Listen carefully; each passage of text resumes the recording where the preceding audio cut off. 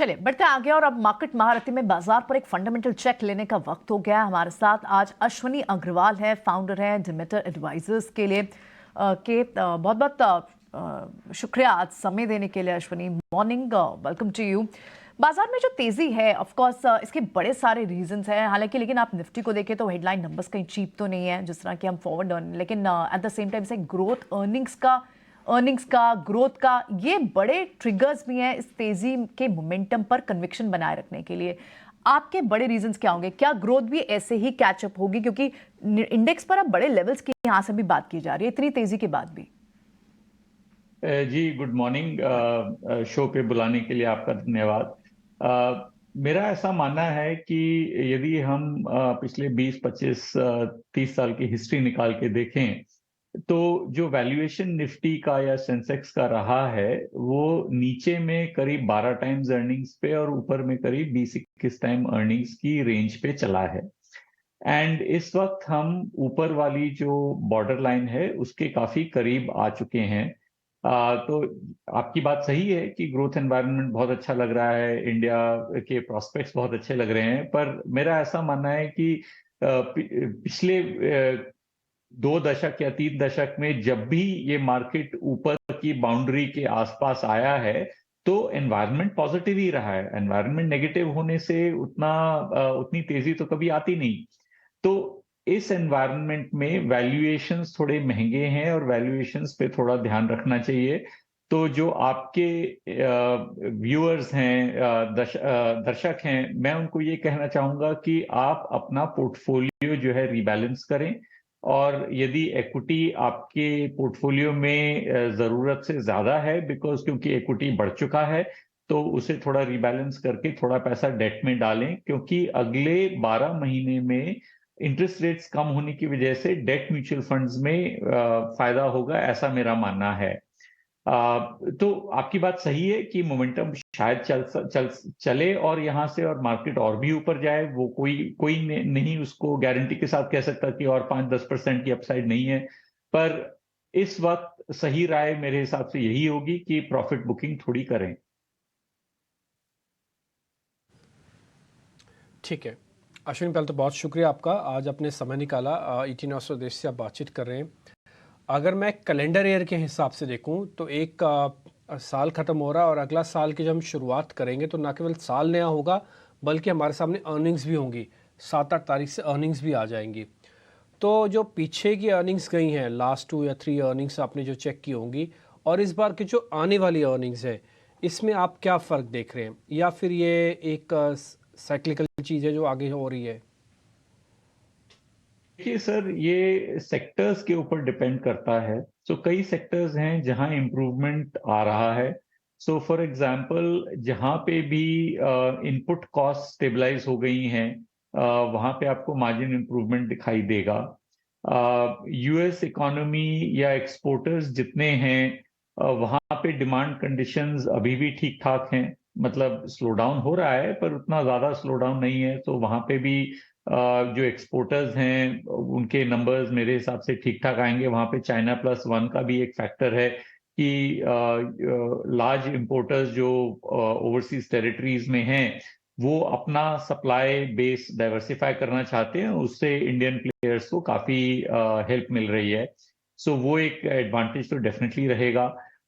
मेरे हिसाब से domestic consumer demand, specially rural areas की जो डिमांड है वो अभी भी काफी सबड्यूड है। तो जो हमारे डोमेस्टिक कंज्यूमर कंपनीज हैं जहां रूरल एरियाज में काफी सेल होती है वहां पे आई थिंक मार्जिन्स और सेल्स ग्रोथ तभी भी थोड़ी वीक ही रहेगी। और आईटी सर्विसेज में भी मुझे ऐसा कुछ बहुत बड़ा एक्साइटमेंट होता दिखाई नहीं देता। इवन दो स्टॉक प्राइसेस बढ़ चुके हैं पिछले महीने भर में, मेरे को नहीं लगता कि अर्निंग्स में या कमेंट्री में ऐसा कुछ बहुत पॉजिटिव रुझान दिखाई देगा आपको। तो आई थिंक ये थोड़ा सा मिक्स्ड बैग है। I think domestic urban demand काफी स्ट्रांग है, तो ऑटोमोबाइल्स हैं या रियल एस्टेट है वहां पे काफी स्ट्रांग डिमांड है, और उनसे रिलेटेड जितनी भी इंडस्ट्रीज हैं वहां पे काफी स्ट्रांग डिमांड है। सो ये एक काइंड ऑफ मैं कहूंगा कि सेक्टर वाइज आपको डिफरेंसेस दिखाई देंगे। ओवरऑल अर्निंग्स एनवायरनमेंट देखते हैं अभी कैसा निकलता है, बिकॉज आई थिंक 15-16%, 17% की अर्निंग ग्रोथ आएगी, ऐसा अभी तो लग रहा है, but finally we have to see finally कि क्या होता है। ओके, 15-16% की अर्निंग ग्रोथ अगर आती है तो इस लिहाज से कौन कौन सी और पॉकेट्स हैं जो आपने हालांकि अर्बन थीम पर जो सेक्टर्स अच्छे स्ट्रॉन्ग चल रहे हैं उनकी बात की अश्विनी, लेकिन फार्मा जैसे स्पेस जहां पर एक बड़ी अंडर परफॉर्मेंस के बाद अब ये स्पेस बाहर निकल रहा है, केमिकल स्पेस जो 2 साल से लगातार एक ब्रंट झेल रहा था, वहां पर कई सारे रीजंस थे, डी स्टॉकिंग, चाइना रीजन, और हालांकि इन कंपनीज ने अपने कैपेक्स रोल आउट नहीं किए। अब आप देखें तो इनफैक्ट फंड रेजिंग की बातें आ रही हैं, राइट्स इशू यूपीएल जैसी कंपनीज कर रही हैं, और आप पिछले कुछ हफ्तों में देखें तो केमिकल स्टॉक्स में बड़े बड़े ब्लॉक्स भी लग रहे हैं। क्या केमिकल स्टॉक्स का अब मोमेंटम शुरू हो गया और ये फ्रिजल आउट नहीं होगा? क्या व्यू बन रहा है? जी, जैसा मैंने कहा कि जहां पे भी इनपुट प्राइस की वजह से मार्जिन गिरे हुए थे, वहां आपको मार्जिन इंप्रूवमेंट दिखाई देगी। और जो 2 सेक्टर आपने पॉइंट आउट किए, वो दोनों सेक्टर ऐसे हैं जहां पे मार्जिन पे प्रेशर रहा है पिछले 2-3 सालों में, बिकॉज इनपुट प्राइसेस महंगी थी। तो केमिकल्स में भी वही रुझान रहा, स्पेशली डाउनस्ट्रीम केमिकल्स में, और फार्मास्यूटिकल्स में भी वही हमें देखने को मिला। तो मार्जिन इंप्रूवमेंट इन दोनों जगह आना चाहिए। अपस्ट्रीम केमिकल जो हैं, जो इंटरमीडिएट बनाते हैं या की स्टार्टिंग जो स्टार्टिंग मटेरियल बनाते हैं बाकी केमिकल कंपनीज के लिए, वहां पे आपको नेगेटिव मार्जिन प्रेशर दिखाई दे रहा है, क्योंकि वो जो प्राइसेस कोविड की वजह से, चाइना डिसरप्शन की वजह से बढ़े हुए थे, वो अभी नॉर्मलाइज हो गए हैं। तो अगेन आपने आपने सही कहा कि डाउनस्ट्रीम केमिकल्स में जो आपने नाम लिए जिन कंपनियों के, या जैसे फार्मास्यूटिकल कंपनीज हैं जहां पे केमिकल्स इस्तेमाल होते हैं काफी हद तक, वहां पे आपको मार्जिन इंप्रूवमेंट जरूर दिखाई देगा, ऐसा मेरा मानना है। सो ये एक अच्छी जगह है जहां हम थोड़ा इम्प्रूवमेंट देख सकते हैं, या उसकी एटलीस्ट अपेक्षा रख सकते हैं। ऑलराइट, तो यहाँ पर भी आपको यानी पिकी होना होगा।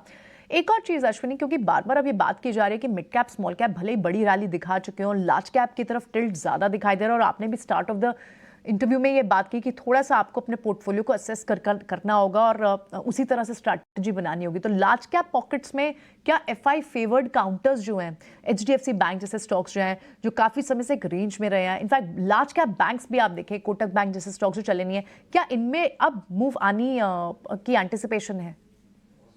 देखिए, मेरा ऐसा मानना है कि स्मॉल कैप से लार्ज कैप की तरफ रुझान बढ़ना चाहिए, बिकॉज लार्ज कैप, जैसा आपने सही फरमाया कि कई सारे स्टॉक्स हैं जो एकदम चले नहीं हैं, और वहां पे वैल्यूएशंस अभी काफी रीजनेबल हो गए हैं हिस्टोरिकल कॉन्टेक्स्ट के हिसाब से।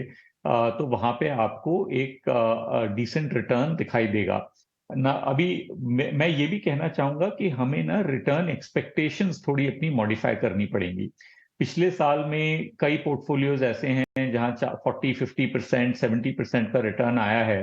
अगले 12 महीने में मेरा ऐसा मानना है कि ये रिटर्न्स जो हैं दिखाई नहीं देंगे, पर कई स्टॉक्स आपको 10%, 15%, 20% का रिटर्न दे सकते हैं, और ये लार्ज कैप्स में हैं। और जैसा आपने बताया कि कुछ ऐसे हैं जहां पे कोई परफॉर्मेंस नहीं है ये पिछले 2-3 साल में, पर बिजनेस ठीक ठाक चल रहा है, तो वहां पे हम ऐसा रिटर्न देखना पॉसिबल होगा हमारे लिए, ऐसा मेरा मानना है। तो लार्ज कैप की तरफ टिल्ट लेना चाहिए, और जो स्टॉक्स नहीं चले हैं उनकी तरफ हमें जरूर ध्यान देना चाहिए, स्पेशली कि यदि बिजनेस ठीक ठाक चल रहा है तो आई थिंक वहां पे हमें थोड़ी प्रोटेक्शन मिलेगी, ऐसा मेरा मानना है। शुक्रिया। ये लास्ट हफ्ता भी है साल का, और आपकी सारी इंपॉर्टेंट एडवाइजेस 2024 के लिए एक आउटलुक भी सेट करती है हमारे व्यूअर्स के लिए। बहुत बहुत शुक्रिया आज समय देने के लिए, इन स्पेसेस पर, इन सेक्टर्स पर अपना व्यू बताने के लिए, and wishing you a very happy new year. 2024 में फिर आपसे होती है मुलाकात। Thank you. आपको और आपके दर्शकों को नए साल की बहुत शुभकामनाएं।